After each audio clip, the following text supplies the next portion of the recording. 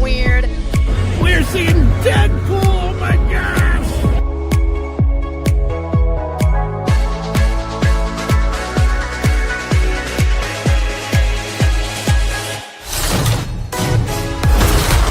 Think about winning yet.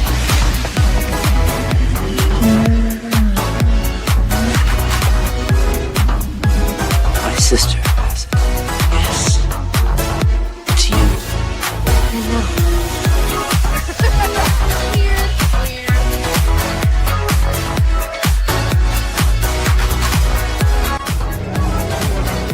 Wintertime here at Hogsmeade Village.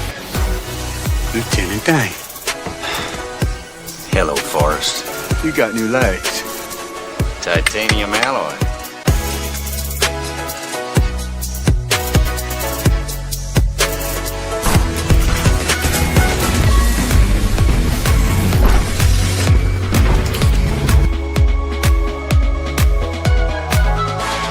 Time for my summer sizzle, cool as a cherry popsicle. No, God! No, God, please, no! No! No! No! It's happening. It's dish time. I've always wanted to do this in front of you.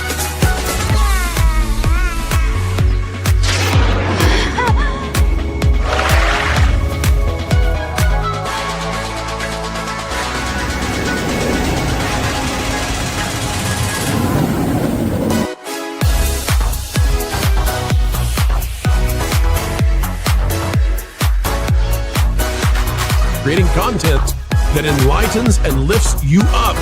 Dish, sir, dish. Be it Splash Mountain, just pepper these in here. Hello, everyone. This is Kermit the Frog reporting live from the final showing of Muppet Vision 3D.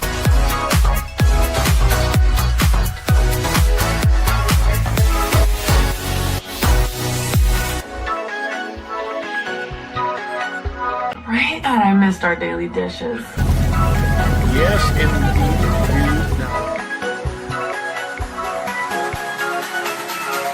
You know, I really don't remember you being this opinionated. Who knows? It's Hollywood, baby.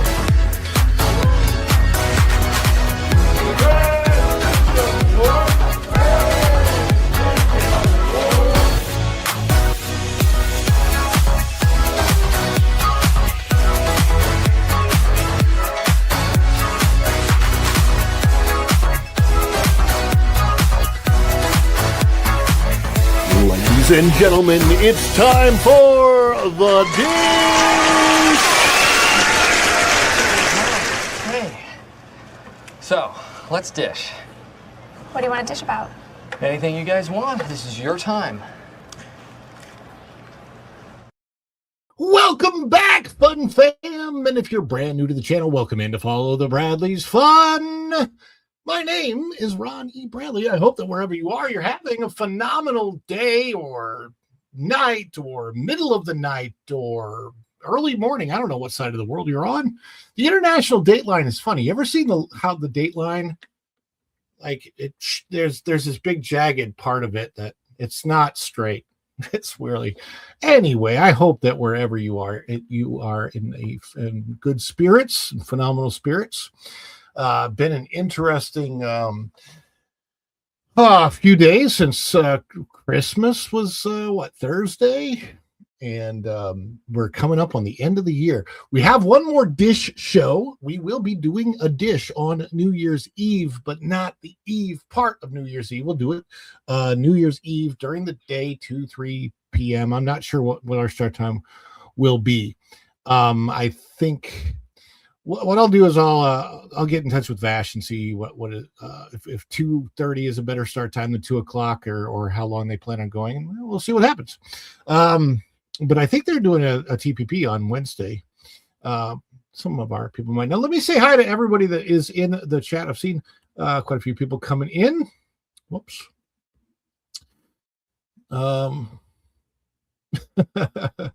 Yeah.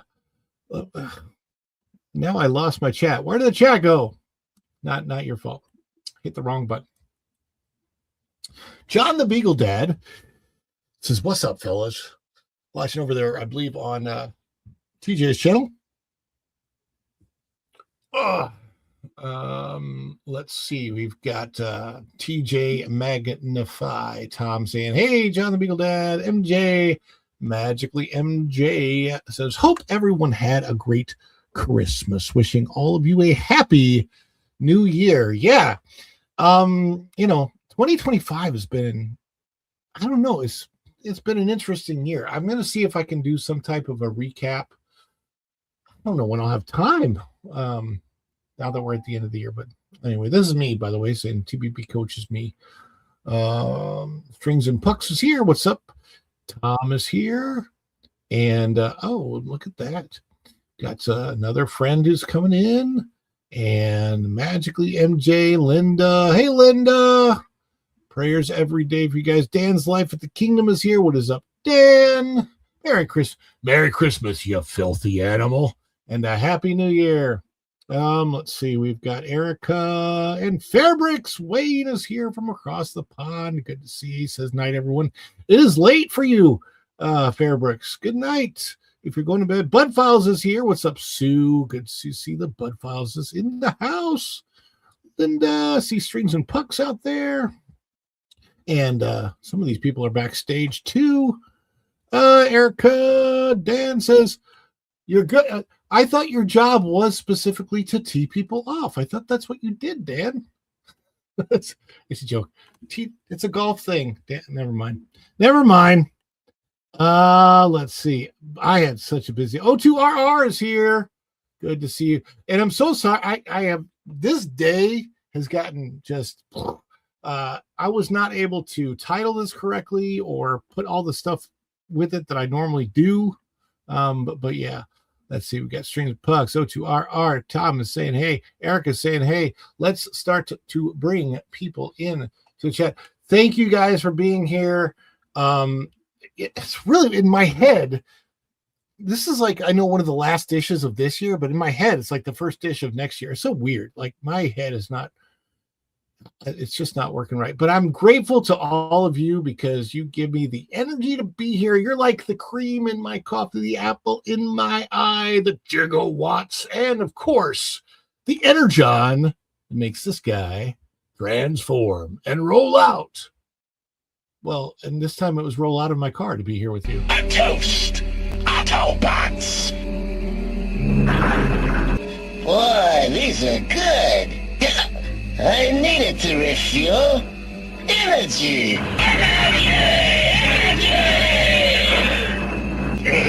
This stuff's the greatest! Shall we start bringing people in? Afternoon, everybody.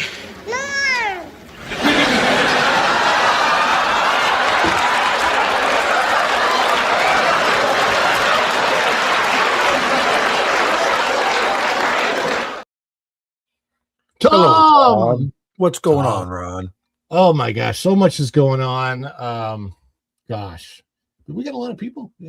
We got a full house, don't we? We do have a full house backstage. I gotta bring more people in. My goodness. I tell you what, this we got somebody from the past.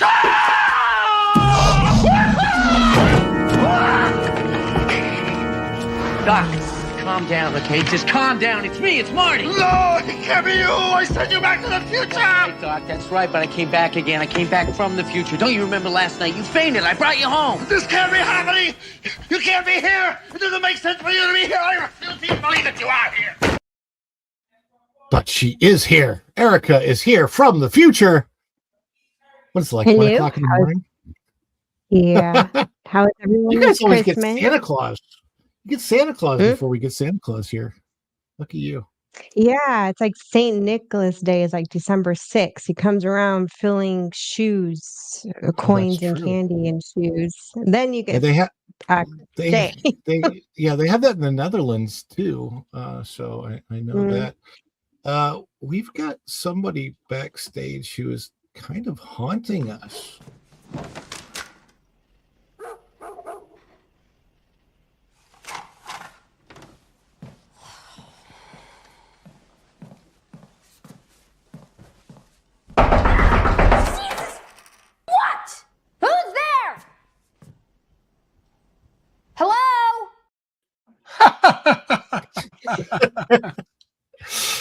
It's a ghost.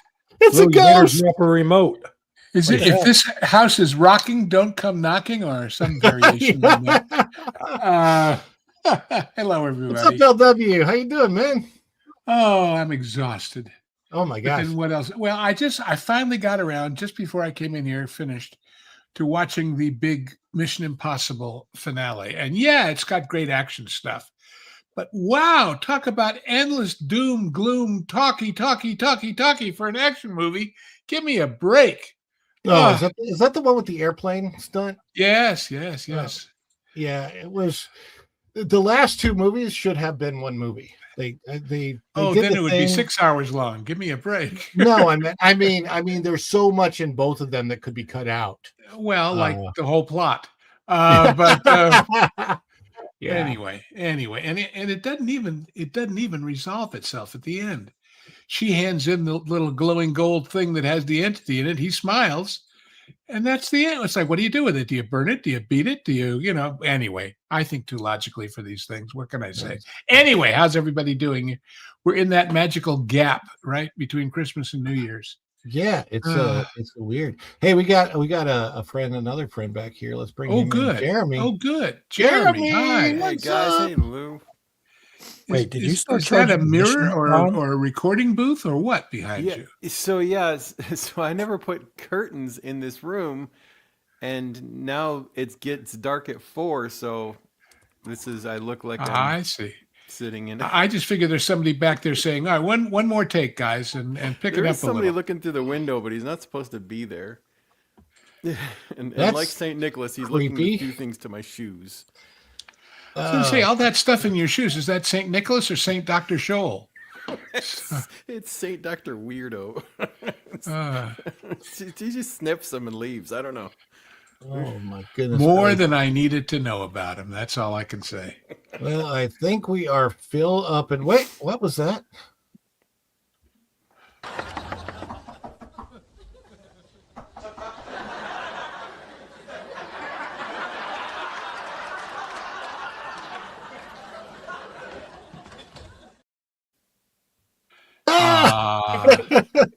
I love Friends. Yay! Wait. Dun, dun, dun, dun, dun, dun, dun. Oh, Ron, dear. you're supposed to charge admission. That's why all the people showed up. Oh, yeah. So what? No, always funny. Okay, so this is my impersonation of Christopher Walken talking through the Friends intro. So no one told you life was gonna be this way. Your job's a joke. You broke. Your love life is DOA. Wow. God, that would be, that's scary. That's scary. all it needed was a little more cowbell, however. A little more cowbell. Yeah.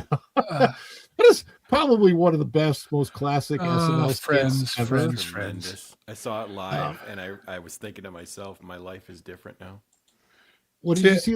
What did you see? The live? cowbell skit the week it actually aired when Christopher Walken was on. So I always liked watching him as as just an actor. And when they did that Blue Oyster Cult skit, first I never realized there was that much cowbell in that song. I went back and listened, right? So it was awakening.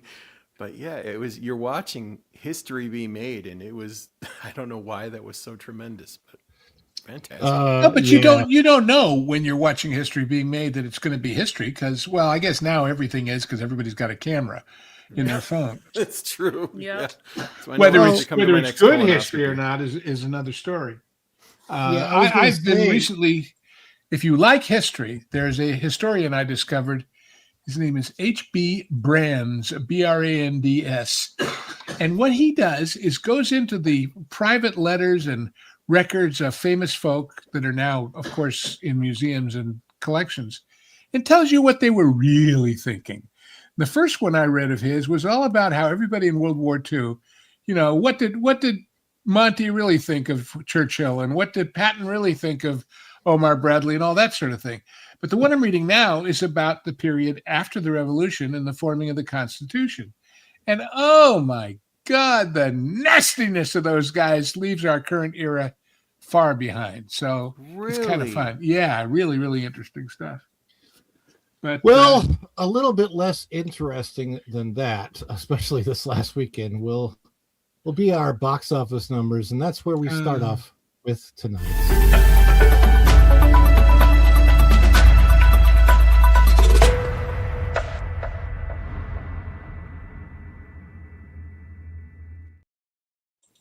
Out of the numbers, we have our weekend box office. Yes, I would call it bad BO. Is it worse than people at the gym? I don't know. It's worse than people So at the DMV. is this the second or third week for Avatar Fire and Ash? It came out December 19th. So maybe it's going into like a week.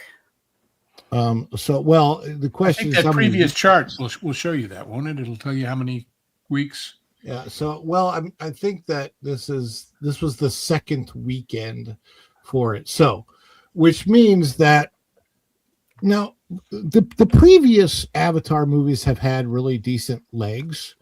We're looking at the international box office, the worldwide box office so far, 761 million. For most movies, that would be like phenomenal at this point. But for the third movie, it is an Avatar movie, and they cost billions to make, right? So there comes an issue of how much did it cost to make completely in total. A lot of the money doesn't go back to Disney, even though it's a Disney movie. It's also not a Disney movie. It's going to break $1 billion, but the question is how far past $1 billion does it go? Which is weird. It's weird to talk about a movie in this frame because it's like, how much past $1 billion does it get? Zootopia still going crazy though. Zootopia 2, 1.4 billion at the worldwide box office. However, it's done something that I don't think a lot of movies do, and that's broke 1.1 billion internationally with only 321 million domestic. Yeah. Wow. The classic rule of thumb was 50-50. 50% domestic and that again overseas. But this one has all that China stuff. And since we don't know where any of that money really winds up or how true it is, it's your guess is as good as mine. You know? Yeah, it's going to be difficult. I mean, I'm going to probably be relying on Valiant Renegade. He breaks the numbers down the best when it comes to profit and loss and stuff, and he's really good at what he does. So I will leave it up to him to find out what the true profitability of Zootopia 2 is, because with China, I mean, we don't even really know how legitimate the numbers are from China. So well, and you don't know how much they're keeping and how much they're sending, and like I said, on the face of it, it would suggest that the fact that Disney spent money on that trackless ride in China versus the redo of the tree here was the right choice, because that's where the demand for the characters are. So I don't know. All right, so this easy is win. This is well. Yeah. Well, I mean, it's an easy. I mean, it's all framing, right? It's Avatar to hold well for an easy win, while 6 other movies top 10 million. Well, what are I they guess it was a trying to good. beat? Because it doesn't seem that hard. I don't know. It says it dropped 28% from its first weekend to post 64 million. According to Disney's Sunday morning projection, it will end the weekend with roughly 218 million at the domestic box office, and with another 542 million internationally, has amassed 760.4 million globally to date. With 6 other movies earning more than 10 million this weekend, it's a strong weekend for the industry, which it should be, though. Like, isn't that what's supposed to happen Christmas weekend at the box office? Yeah. I mean, Lou, and let's consider this. In bygone eras, your competition was stay home and watch TV or go to the movies, right? Mm-hmm. But that is in the age before video games. How many hours are the families and children of America spending playing whichever game on their console or on their whatever as opposed to going out to the movies. It's not just streaming versus theaters, it's other forms of entertainment versus theaters. I'll give you a for instance, just with my grandkids and my nieces and nephews. Most of them rather game. That's 8 children in total. Unless it's something they really want to go see. Yeah, they're going to choose. If it's a gaming game over movie, that. they might go see it. Yeah. Are there any game movies out? There aren't any out right now, are there? They're shooting Zelda right now. Yeah, but I mean, it's out at the box Minecraft. office right now. I'm sorry. I hear the phrase shooting Zelda, and I think it's one of Bill O'Reilly's history books. No, it's those letters That's you were funny. talking about. Oh, that's really funny. Yeah, I think somebody in my family has that series, but I've never had a I chance. thought they to were read them. supposed to do another Assassin's Creed movie. And there was another one I heard about. I'm just trying to remember what it was. I think Super Mario 2 comes out next year, right, guys? Yeah. 2026. Yeah, Yeah. that So we'll looks see how that amazing. goes. Yeah, we'll see how it goes. I think that's going to be huge. I mean, the first Super Mario movie we saw it. It's the only movie that I've ever seen in what do you call it? 4D. What do you call those complexes when it's got the movement and everything? 40X. Yeah, so we saw Super Mario in 40X, and oh my gosh, that was an amazing experience. Like Worth the money. Worth the money, made the story more fun. I mean, you're like, it was like being in the video game. The only thing that I've ever done Nintendo wise that ever topped that, which Dan's Life with the Kingdom knows because he's in the chat and we were together when we did it, is going into Super Mario World at Epic Universe. I'll say that's fun. Yeah, it's the only thing that was. Was it like the Shrek 4D theater thing? Was it similar to that? Remember that? That was too short. I mean, it was. I mean, you have that kind of experience, but it's the 40X. Like the seats move a lot. So when we're like in the Mario Kart part, it was like, whoa, we're racing. I mean, it's a combination of like a 2-hour movie and a ride. So it was pretty darn cool. So yeah, it was definitely worth the price of admission, and not because it was a great movie or it's a great story, but it was fun. Like movies, there used to be a lot of movies that were just out there that were just fun, and I think one that's out right now that is supposed to be fun and kind of dumb, like people know, is Anaconda. But I don't think it's going to do very well. What is Marty Supreme? Trash. I don't know. It sounds like an off the menu item at In-N-Out. Doesn't it? Either or some kind of bad like porno. Marty Supreme. Marty Supreme. I do not. No, I know what the housemaid is, but it's the kind I would never like porno. No, it doesn't. It's right up my alley. I can't wait. I want to remember to cook the thief, his wife, and his lover. I watched it in a movie theater. That was a bizarre movie. I like Amanda Seyfried, so I'm all for it. That movie was really funny. I was 17 years old. And I realized after we got out of the movie, that was the wrong movie as a 17-year-old to take a date to. Oh, jeez. I know. I took a dinner date to the movie Alive, the cannibal movie. Oh. I actually saw Alive in the movie theater with my mom, and who is in the chat somewhere. And I loved the movie Alive, but it was weird because like I had forgotten that I hadn't eaten before the movie. So halfway through the movie, when I started to get hungry, I felt awkward about the fact that the movie was making me hungry. Can I get some pork rinds instead of popcorn, please? It's Cannibal Ron. We got a new nickname for him. I want the other. Well, you know the story about the cannibal gets home late from work, and he says to his wife, "Did I miss dinner?" She said, "Yes, everyone's already eaten." Oh boy! I like those movies. Maybe I'm just weird, but I really like the Hannibal series, all of them, even the prequel. I like which was a little weird. The one where the guy's head is Yeah. cut up and he's Ray eating his- Liotta did a good job. You know he did a good was job so on that funny. one. But it's like I thought it was supposed to be like serious kind of horror, and I'm cracking up the whole time. I'm just like this. It was just way too funny. I don't know. It just maybe I have a weird sense of humor, but anyway, we're looking at the numbers. I think you do, dude. Yeah, I would say so. But anyway, that is our look. I would never make a good cannibal because I would prefer the Chianti to the fava beans and the rest of it. So, oh, that's true. Yeah, the Chianti would be good. Soak. Oh, my goodness. No supers. So we will move on to another story. We probably won't stay on that long tonight, but there are definitely several stories to cover.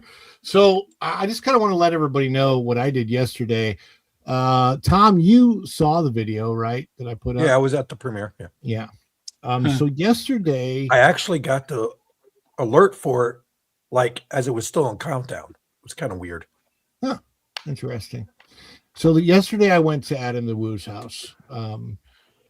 And I just want to talk about it a little bit because it was an interesting experience. It was a cathartic experience. I really didn't want to go at first. It was really weird because my wife and I talked about it. They're like, should we go? And like, I wasn't sure. I'm like, would that be rude? And then I saw that a lot of people were like showing up and paying homage, and there's like a vigil kind of experience there. Not, I mean, there wasn't a vigil held specifically, but I don't know. It's just when somebody goes so fast, when they're so alive one day, and you watch, there's a video that's out and it's posted. It's a good video. It's a funny bit. Like his video, the last video that he put up was funny. He's hanging out with the Grinch in celebration. It was on my birthday. It was really weird to watch that. Yeah. Really yeah. weird. And and it was just, and so anyway, I went there to the house and paid my respects. And they kind of have a cool thing where in front they have like 3 or 4 different things of sidewalk chalk out there. Hi, baby. My beautiful wife is in the chat. And so you can grab a piece of sidewalk chalk, and everybody was writing on the sidewalk. While I was there, if you know who he is, if you ever watched Adam the Woo or know, Jacob, the carpetbagger, he showed up, just, you know, and he'd been traveling and really broken up about it. It's like, I wasn't close to Adam, right? I met him once, but way back 10 years ago when I was watching, you know, the earliest Disney vlogs were his and Tim Tracker, you know, back in the day. And, you know, back then that's kind of all there was. And a lot more I was very aware of it, and I watched some of his stuff and all that, but could you tell those of us not as intimate or initiated, what was the Woo thing about? Okay, so the Woo was a nickname from when he was a kid. When he got that nickname, I think as a teenager. I watched a video one time where he talked about that specifically. His real name was David Adam Williams, and he was very, like, he's a shy person, and I think putting up the videos at first was his way of being able to have an outlet to express himself. That, like, he was kind of awkward, and you know, he started doing them daily. His channel started to take off. I mean, early in the 20 teens, right? So, and he used the Woo as his nickname because it was his nickname from a long time ago for whatever reason, and it just kind of stuck, and that's what everybody knew. So it just kind of became a brand, if you will. You know, it's just one of those. It's like, I don't know. It's weird. It's when any artist, I guess, kind of passes at the peak of their game, they're going to be remembered. And I was flabbergasted when it was covered by People magazine. That's what really struck me, is when I went, this guy, like, you wouldn't have necessarily thought that like some vlogger who covers Disney and stuff would become that big of a deal. Well, but he had like, notoriety. He had a lot of notoriety. First, yeah, because originally he got trespassed, and they did a whole, and he went away from it, and then came back to it. Was interesting. It was sad. He was still trespassed from Universal. Yeah. And he never got to go to Epic Universe or anything like that. It's just weird. When I see the people that are good friends with him, and obviously I didn't know him very well. He's just for me, I just consider him a trailblazer, right? I just consider him somebody in the YouTube vlogging space who led the way for and opened up doors, not purposefully, just did what he did, and by doing what he did, it opened up doors for a lot of other people.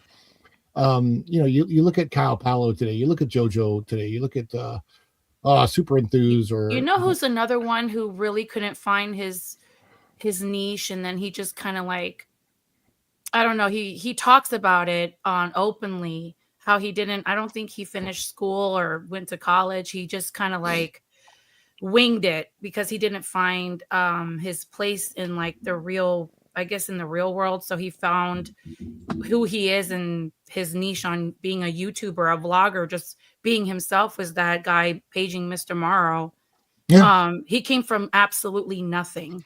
And that guy is skyrocketing. I mean, I like him. I enjoy his content because he's really genuine. He's not, in my opinion, he's also really nice. I mean, I've met him several times in the past. He's really nice sweet. Mm-hmm. But yeah, I mean, that's the thing. It's like, I think YouTube did something, and I think LW, you can probably speak to this. YouTube has done something that Hollywood kind of failed at, and that was the genuineness of people. Yeah. The late night TV shows that we talk about, how they are failing today. Part of the reason I think they're failing is because everyone knows that when people show up on those shows, they're trying to fake being genuine, or that's what it feels like. Like, I think it was Gertrude Stein who said about Hollywood, behind all the fake tinsel, there's real tinsel.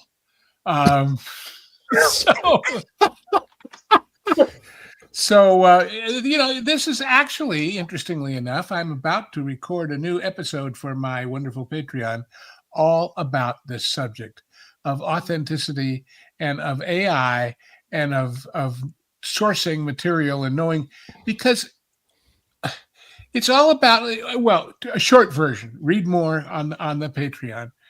Look at this guy, Tim Walz, and I don't mean to get too political, but how did they pick him to run as the vice president? Well, because she's got the whole left-wing feminist, lesbian, whatever side. We got to get those red-blooded American guys who don't like us. So we're going to give them a guy who's a dad and who has military experience and who tinkers with his truck and who comes across as the everyday, but he's none of those things. But he's their idea of what one of those things is. In other words, if you're going to program an AI or pick people, you got to program it or have it learn from real things. It's one thing to say, well, make me a movie hero like Sean Connery, but it's not going to be Sean Connery. You see what I'm trying to say? It's the bias of those who give it the stuff to learn from, or the bias. Another example I cite in this episode that's coming, I saw a thing on YouTube promoting me, because I watch a lot of cooking, as you know, and barbecue, and it said the 5 best barbecue restaurants in America. And it had this beautiful picture of a nice, juicy hunk of brisket. And I thought, oh, boy, who put it out? PBS. PBS.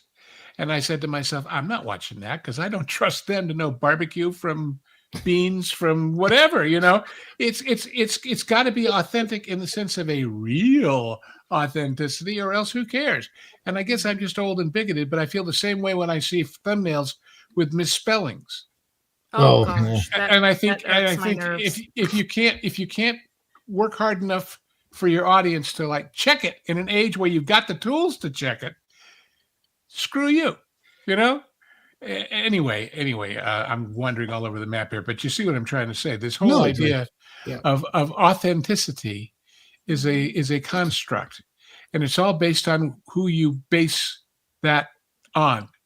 And if you don't know, and you don't even slightly know, and you do what you think is, that way lies madness. I'll stop now. Anyway. No, I got your link in the chat because that's a very. It's not up yet. It's going to be discussion. going up tomorrow, I believe. So, yeah, but I do have several go other now. episodes there of interesting stuff. Yep. Absolutely. William, yes. Sometime after either 2:30 or 3 o'clock will be the start. Hey, Ms. Juicy. I haven't seen you in the chat before. Hello. Let me see. We do have a few stories that are going to be interesting to get to. So let's get to the first.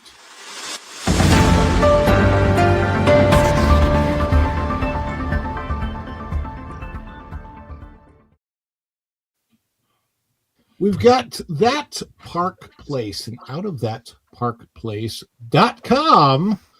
This is an interesting one. We've got the biblical film David holds strong at the box office. We're talking about the box office second weekend with healthy drop and a top 10 finishes by our good friend Marvin Montanaro out of thatparkplace.com. Please do bookmark it if you have not yet. The box office surrounding David did not end with its record-setting opening weekend. Instead, the animated biblical film delivered something far more important for long-term success: staying power. In the second weekend, David pulled in $12.69 million, bringing its domestic total to $49.75 million after just 10 days in release. The film experienced a 42.3% second weekend drop, a figure that sits squarely within the industry's accepted range for movies with legitimate legs, especially family-oriented releases positioned for extended holiday play.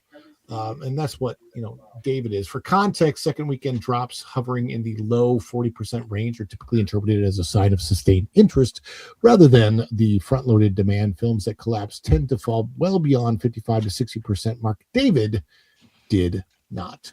And this was a kind of a big deal because it was also the irony of this movie going up against the juggernaut of Disney's Avatar films and Zootopia 2, where you have David versus Goliath, which is what the movie is about, and you have literally the movie itself being in the position of David going up against the Goliath of Disney. So it was like, well, the other thing, a movie like this, which doesn't anywhere near have the ad pub expenditure or ability of an Avatar, of any of the major blockbusters, but that gets in there in the same time period.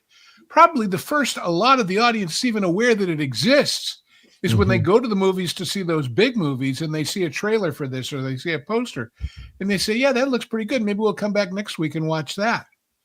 So they're able to ride along with the biggies to their benefit with nowhere near the expense or the exposure. Yeah. Now, I have not seen this. Has anybody in the chat seen this movie yet? I mean, are not on the panels. Has anybody seen this movie yet? There was a commentary that the director made. He wanted to make sure that children of all ages are able to attend and afford to be able to go see this film. So they were giving out tickets to families in need over the holidays. I don't know if you guys saw that. I thought that was extremely generous. And yeah, I mean, the gift of a outing, a family can go see this. And that's the point. You're giving families that can't afford to do anything an event to do as a family at the holidays. That's even more important than the movie in a way. It's just the experience of going as a family. I think that's great. Yes. Absolutely. Yeah. And it's probably has the right messaging in it that that families need this time of year, the message of hope. And I got personally for myself, the end of 2025 has been since the passing of my dad a month ago today, the end of the year has been it's not been the greatest.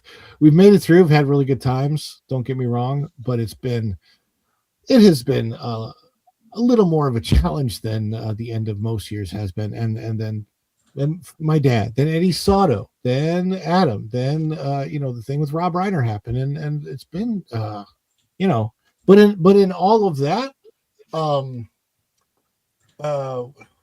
what's his name? The big Disney star that turned 100.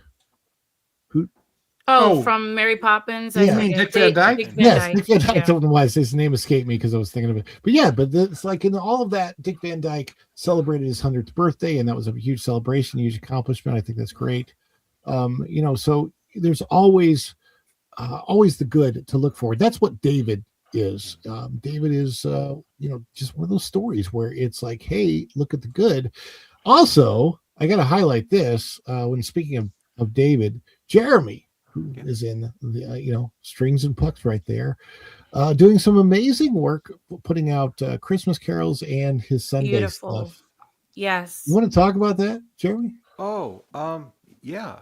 Thanks. So this year was a year where I had really missed playing music. I had been a worship leader in a church for 15 years, and I was on disability, and I just stopped playing pretty cold. In YouTube, it became obvious to me I could do this again. So what I started doing was recording one song at a time and putting them up. And then I started the live streams where I'll perform a dozen songs, and now I'll clip them and release them and put them on a playlist. So I wanted to make like a Christmas album. So I took 12 different performances and strung them together on a playlist, and people told me they were playing it in the background while they opened their presents over Christmas. And that's an indescribable feeling. And Tom sent me a picture of someone's playing that performance on their TV while they're with their family. And it has given me something back I could not have imagined. And it speaks to the great miracle of what it is we get to do. There is such a plus side to all this mess of social media, and that's where I found it. Yeah, and you can also sing really good, man. Mhm. He sings, he Beautiful. plays. Yeah. Yeah. But, thank you. So guys. you look at all that's going on this time of the year, and the David's great because it's a story about looking for the good. Jeremy's out there, he's doing his part. MJ, Lou, Erica, Tom, all of us are we're it's funny because we criticize. It's a lot of times we criticize Disney. We do that not because we don't like it.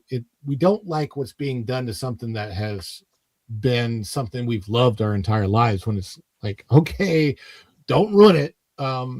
Like Rivers of America. I'm like, why would you ruin that? That doesn't make any sense. But at the same time, we do it in hopefully a way that's fun, and we're enjoying ourselves. And so if you get a chance, go see David. Go take your family. I think it would be a good time at the movies. Go on a Tuesday or Wednesday when it's $5. that's And I'll try to share the link on my social media on X. I'll look for that link from the director. So if you are a family in need and want to go do something with your kids or your family, even if you don't have kids, I'll try to find that link and stick it on. If you don't have kids, rent some. Oh yeah. Just go to Hollywood. All you gotta do is just say, "Hey, neighbor, you want 2 hours away from your children? You'll most likely get them handed to you." There's a lot of. And if they say no, tell them you're getting the kids drums and a recorder for Christmas. A lot of assisted living centers have that time, right, guys, where you could like go and be with like the elderly for like the day. It's nice unlimited pudding for the holidays. Mm-hmm. Jeremy, did you say unlimited pudding? Yeah, he did. At those centers, oh my gosh, and it's good. I didn't know real that. quick. Dang it! They got vanilla or butterscotch? Yes, Oh, and gosh. yes. Real quick, I wanted to throw in something. I mentioned I worked in a church for 15 years.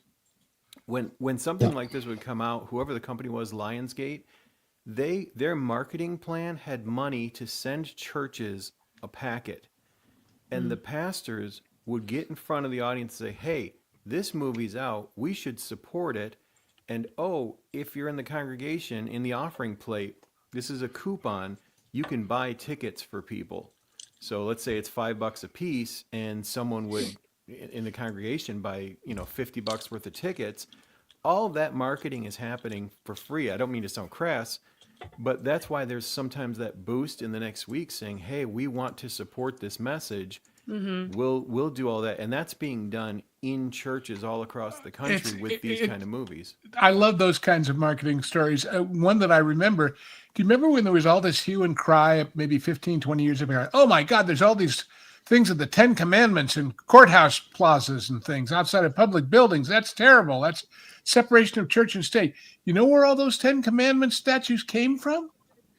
Cecil B. DeMille, to promote the movie The 10 Commandments, put 1,000 of them out there in courtyards of public areas all around the country, and they were happy to get them. But it was to promote the movie. That makes sense. It's hilarious. Oh my gosh. Well, we have another story to get to. This is kind of, I think, a breaking story, so we'll make it that.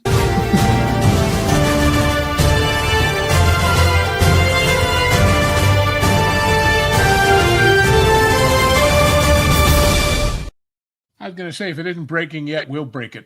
That's right. We will break it. Universal patents ride system to enhance the ride experience for disabled guests. I think this is in the wake of the accident that happened on Starlight.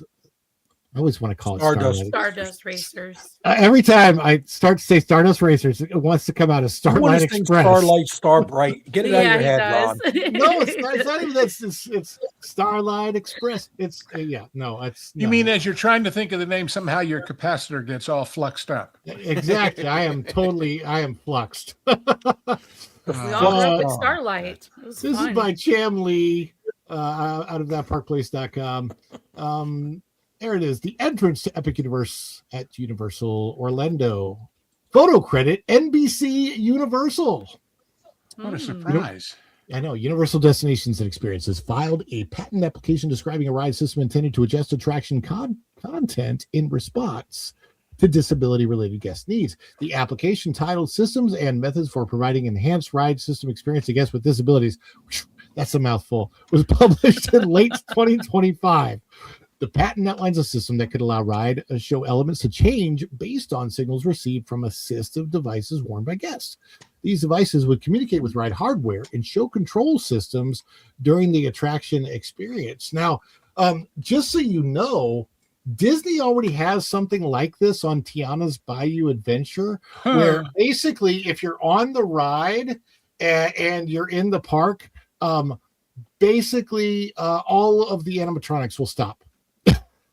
Not really because you did anything, just because they don't work in the first place. I thought you were going to say it somehow makes the dancing okra move in a disabled fashion to show sympathy for your condition. What in the world? Oh my God.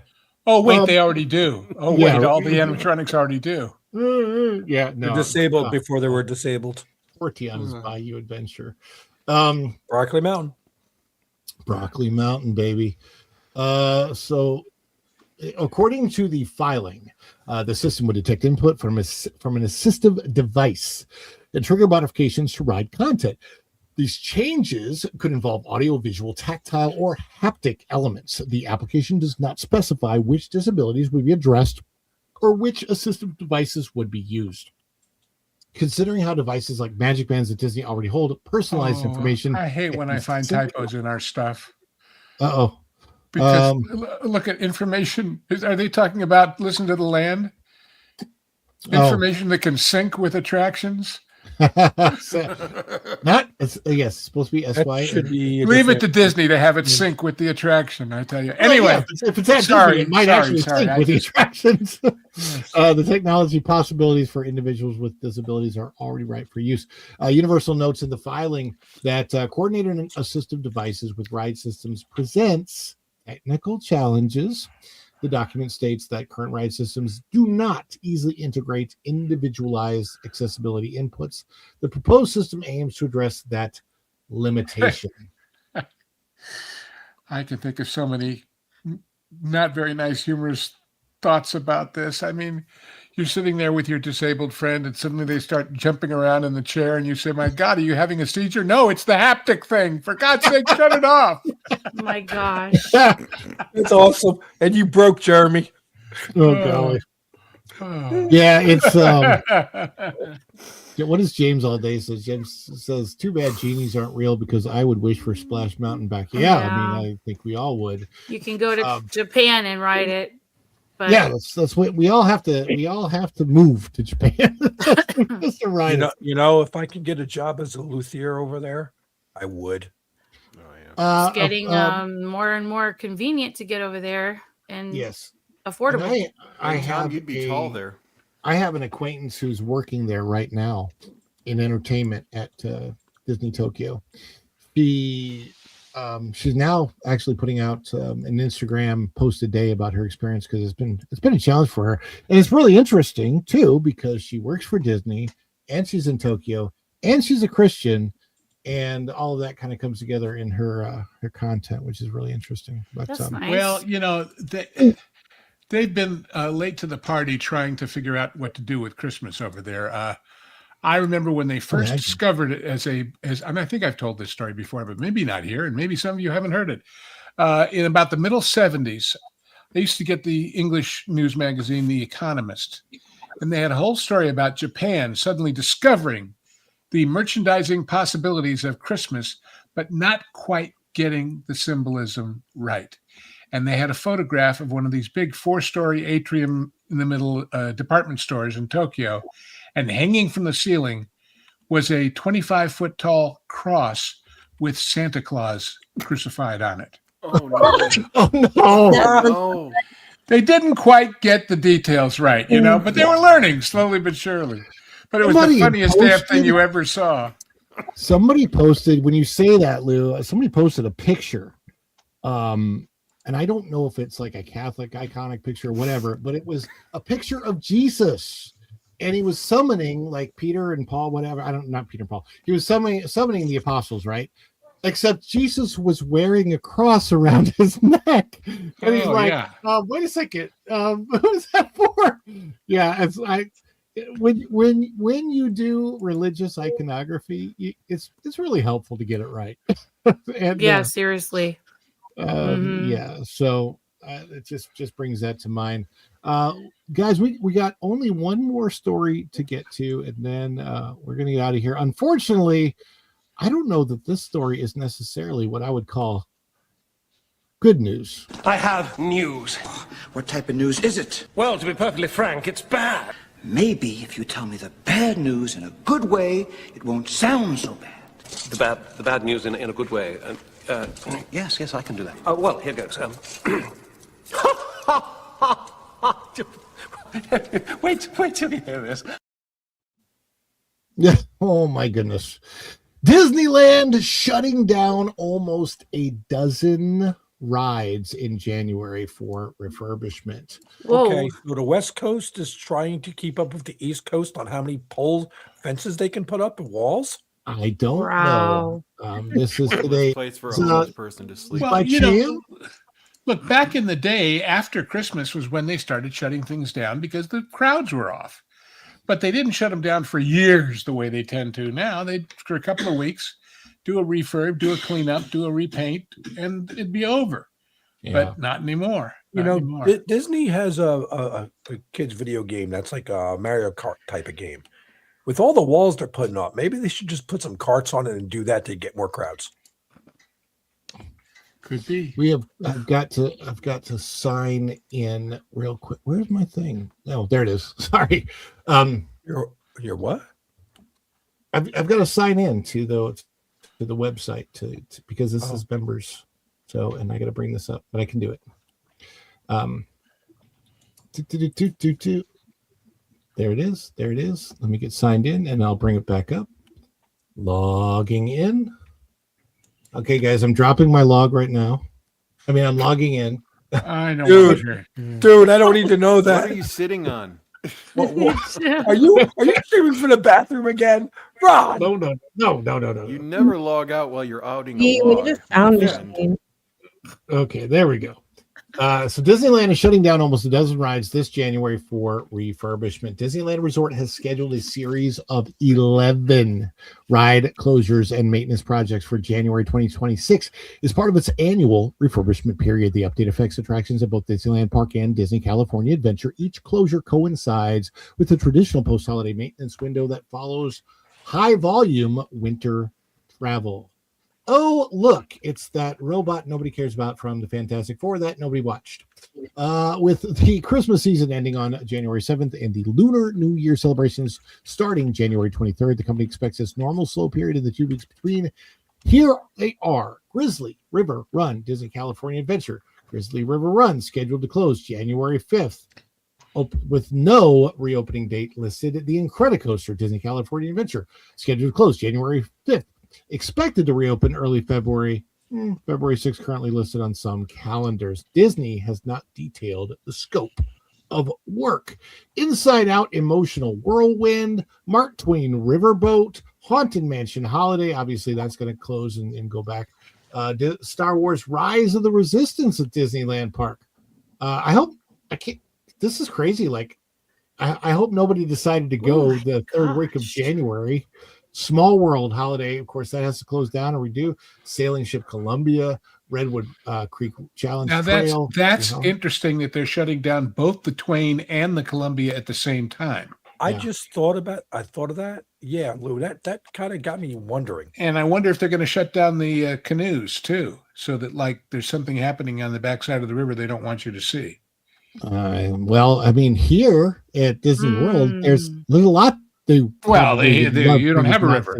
Let's just hope they don't do what they did with the Astro Orbiter here in Tomorrowland. Remember, they shut that down for a long refurb, and then it reopened, and it's not even working like it's supposed to. Right. It looked so weird when it was because they took all of the cars away. So you would look up and there was nothing there, but you could tell there was supposed to be something there, and it was like Bizarro World. Just arms, huh? And now. When all of Frontierland is so strange.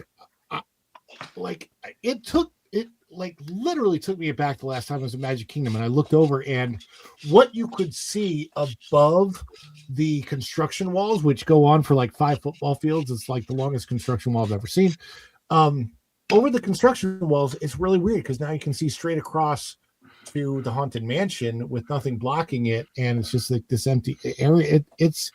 Maybe they should put up a big screen and at night run the China movie from Epcot with the Great Wall, Wall. You know, I like the guy who narrates that. I don't know. It's no cultural appropriation. Perhaps if I had gone to Italy, they would call Venice the Guangzhou of the West or something like that. Yeah. Oh my goodness gracious. Anyway, point being, if you had a true plan to Disneyland for, let's say, the second week of January, you might rethink it. I guess it is very much of a locals park from what I understand. However, there are people that do travel around the world to go to Disneyland because, well, it's Disneyland. It's Walt's first park. Well, and of course, it's important to say when they say 11 attractions over the entire quote unquote resort, which means both parks, are there any parks in Orlando that even have 11 attractions? Magic does. Magic Kingdom. That's about it. Yeah, but I mean, that's the point. They're taking out of service what's the equivalent of an entire park in Orlando. Well, the equivalent of 2 Animal Kingdoms. There you go. There you go. Yeah, it's about that's sad like that. Yeah. Man, that's a lot of closures. And I mean, let's face some of these things. Pixie Hollow. Who cares? Ron, I'm curious about the pricing. Like, are they giving any incentives? There's an increase. Oh man. You poor deluded girl. You actually think hey, we're only giving you half an experience, so we'll give it to you half price. No, they'll say, well, because there's only half as many things, the lines will be longer. You better buy a fast pass or whatever they're calling it. Lightning Lane. By the way, I have to say this. I don't think I've ever said it in a show before, but Lightning Lane has got to be the worst thing that you could ever call something in Florida that has more lightning related. Good point. Yeah. You said true. it. Hey, maybe that's the enhancement feature that Universal's talking about. You get lightning strikes by haptic and electrical and whatever. And these poor folks that never been to Florida, like it's sunshine and sprinkles, and then like 2 hours later, it's like a tsunami with thunderbolts. Oh my gosh! Yeah. And one side of the street is raining, the other side is dry. And you're like, how are they doing this? Right. It's the overpriced cheap poncho sales capital of the world. You know, it's funny that you said that, Tom, because there have been it's really, really weird sometimes the way the rain comes down here. But I have literally stood with my leg, like where I can like spread my legs apart a little bit, and then one leg is getting rained on, the other leg is dry. It's so weird. It does happen. Have you seen your urologist lately? And that was the setup. You know, I always jokingly say that at my age, the trickle-down theory is not about economics; it's about urology. So you need to stand at the stall for another 30 seconds. Well, hey, speaking of that, we're gonna get going here, but I want everybody to get a chance to shout out where they can be seen, what they're doing. Mr. Ghost. Tell people about, again, your Patreon. Yeah, the Ghost Patreon who knows is the most. Well, I don't know. I know enough. I know enough to know I don't know the most. Let's put it that way. The Patreon covers a lot of topics that we don't cover on the regular channels, by which I mean politics and food and travel and other stuff I'm disgustingly overqualified to pontificate about. But in addition to that, of course, there's the Genre Guys, where Lorne and Hangry and special guests explore the depth of motion pictures in ways you haven't heard before, and encourage you to go buy the physical media and keep the goodies, because who knows what they'll do to them. And then, of course, I show up on the regular shows, including in a few minutes on the Pro Show tonight, when we're going to take a fascinating look at a new development in the never-ending saga of Paramount versus Warner Brothers versus Netflix, because there's some interesting stuff happening, and you'll find that out in a little bit. So, do any of those companies own the rights to the Never-Ending Story? Because that would be that movie. There will be an ending. There will be an ending. That sounds like a Marvel title, doesn't it? Oh my goodness! Yes. No, there's some new wrinkles happening this week, so we shall see what we shall see. Oh, I hear Jeremy's cat.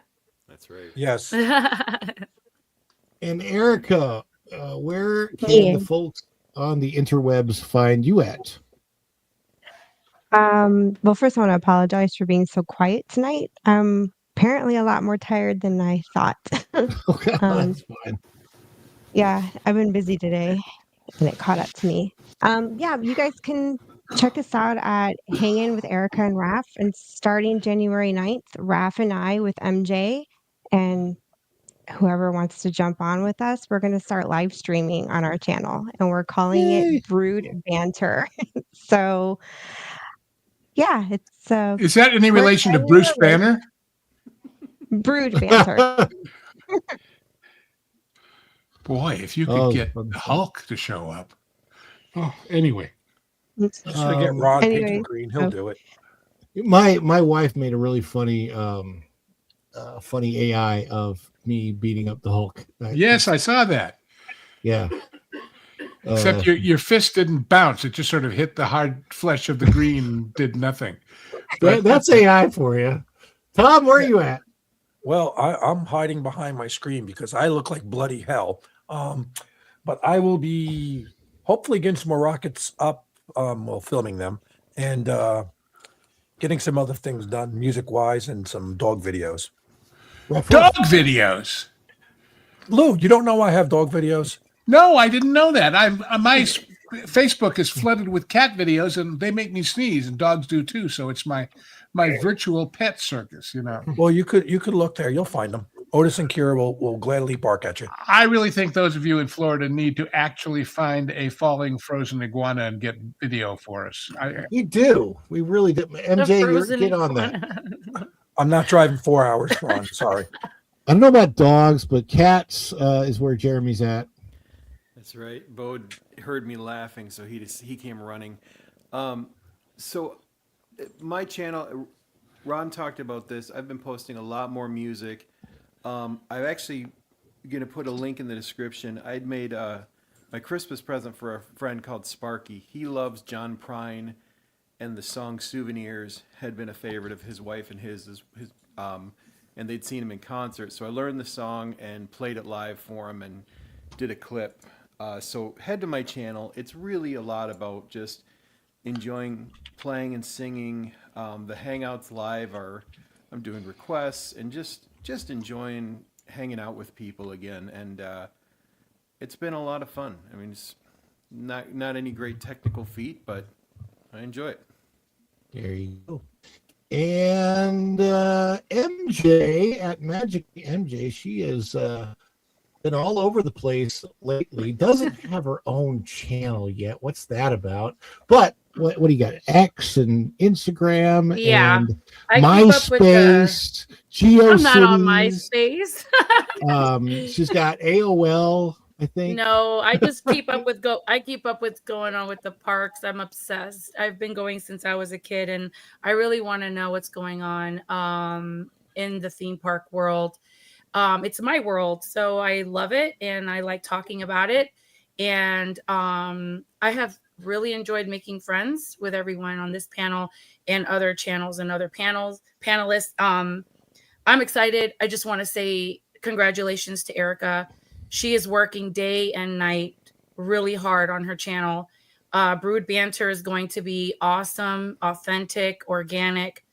It's going to be everything you guys want from her and Raph. And to be part of that journey with them is really like mind-blowing.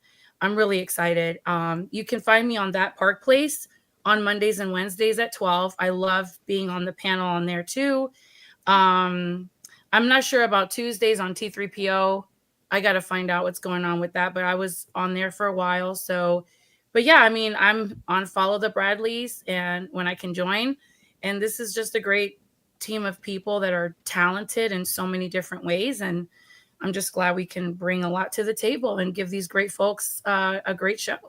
Absolutely. And we have so much fun doing it.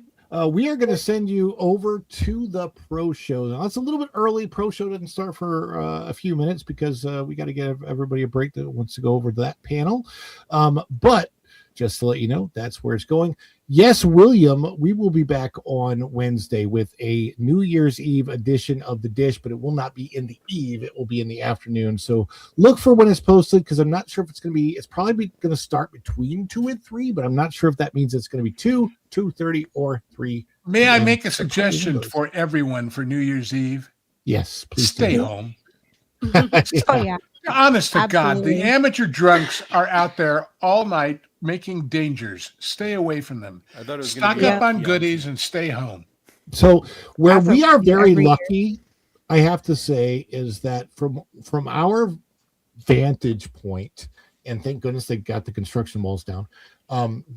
In our building, I can go to the back of the building and we have a beautiful view on the horizon of literally every fireworks show that takes place in Orlando. So Wow. we can see Disney stuff, we can see SeaWorld, Epic Universe, Universal, and then of course downtown Orlando has a show. We can see it all on a horizon because it just so happens that we like kind of look northish, and that's where everything is because we're in the south part of Orlando, and it's great. It's great, but it's also kind of like a war zone. So They light up the sky, that's for sure. you cannot go to sleep early on New Year's No. Eve. It's impossible. Yeah.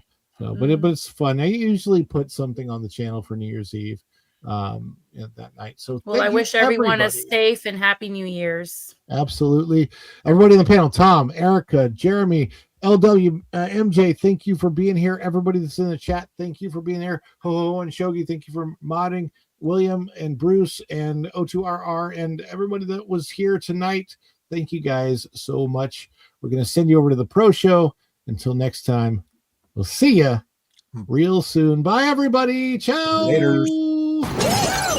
Dishes are done, man. Cleans them down to the shop.